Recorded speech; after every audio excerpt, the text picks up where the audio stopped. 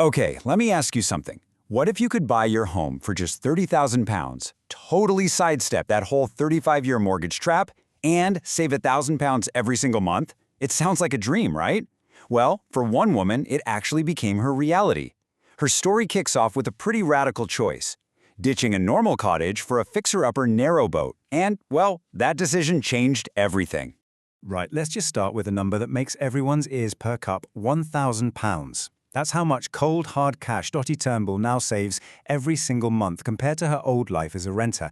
That is £12,000 a year, just freed up to live a completely different kind of life. So how on earth did she do it? And this quote from Dottie Turnbull, this right here is the heart of it. It just nails a feeling that so many people, especially in their 20s, can totally relate to. You know, that feeling of being locked into one single path for decades? She wanted something different, a slower lifestyle, a bit closer to nature, and definitely without that crushing financial pressure of a traditional house. So let's paint a picture of her before life. Before the boat, Dottie was living a pretty normal life in a little cottage in Cambridgeshire. But this idea, this seed, it was planted years before. When she was a teenager, she watched a TV show, you might know it, George Clark's Amazing Spaces, and she saw this couple renovate a boat in London. They had this amazing city life, but with half the bills. And that idea, it just stuck with her. And then, the universe kind of gave her the push she needed. See, it's one thing to dream about a different life, but it's another thing to actually do it. When her landlord told her they were selling a rental cottage, Dottie didn't panic. Nope. She saw it as a sign. This was it. This was the moment to stop dreaming about boat life and just go for it. So her mind was made up. She started searching online, and in September 2021, after almost buying a different boat that had a dangerous gas leak, by the way, dodged a bullet there, she found it, a 50-foot blue narrowboat called the Tanglewood. It had a kitchen, living area, bedroom, bathroom. I mean, it wasn't perfect, but you could see it had potential. She snagged it for £30,000 using savings and some loans. Now, how was that price so affordable? Well, there's one really big reason. The inside was a complete mess.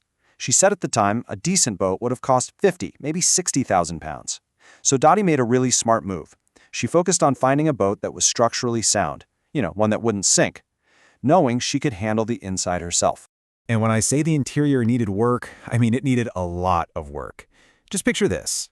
Dark, gloomy, wood-paneled walls that made the already small space feel like a cave.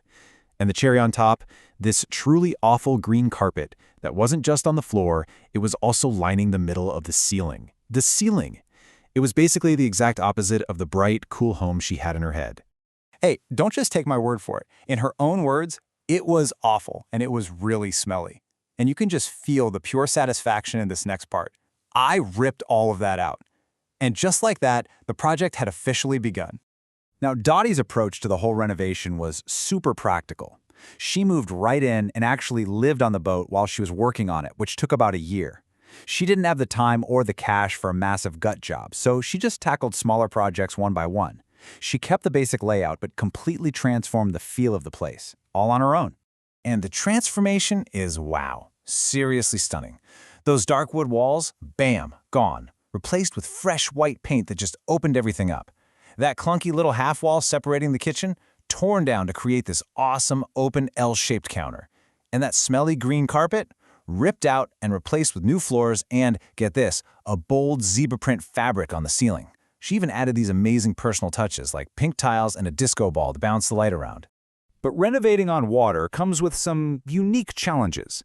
Dottie literally called tiling her bathroom a traumatic experience, and it makes sense when you think about it. In a house, your walls are straight, your floors are stable. On a boat, you're floating. Any tool you'd use to make a straight line is basically useless because the boat is always gently rocking. So in the end, she had to ditch the tools and just trust her eye. It's kind of the perfect metaphor for boat life, isn't it? You just have to be adaptable.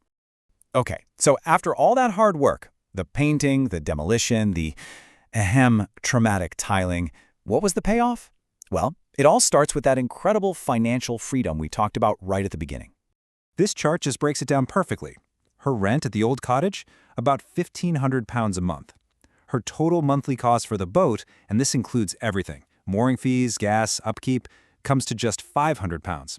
That leaves a massive £1,000 in savings every single month. She's pretty open that without the boat, she probably couldn't afford to live by herself in her mid-20s. But you know what? The payoff was so much bigger than just the money. That financial freedom let her travel the world, including a year-long trip to Australia.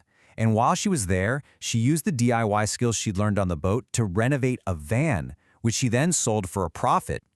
Documenting her whole journey also kickstarted a brand new career for her as a full-time content creator. Oh, and on top of all that, she found a real community. At first, she was at a huge marina with like 200 boats, but eventually she moved to a tiny one with just 8 residents. And what she found there was this amazing supportive community. As she puts it, it's such a beautiful community. We've got a little pub on site. I mean, you can just picture it, can't you? It just sounds so charming.